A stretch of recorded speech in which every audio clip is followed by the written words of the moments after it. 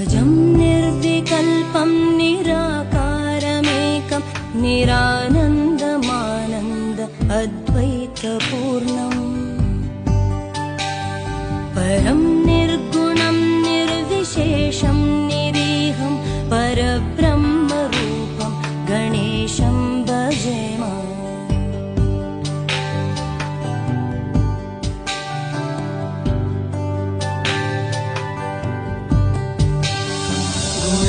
गुणातीतमानं चिदानन्दरूपं चिदाभासकं सर्वगं ज्ञानगम्यम्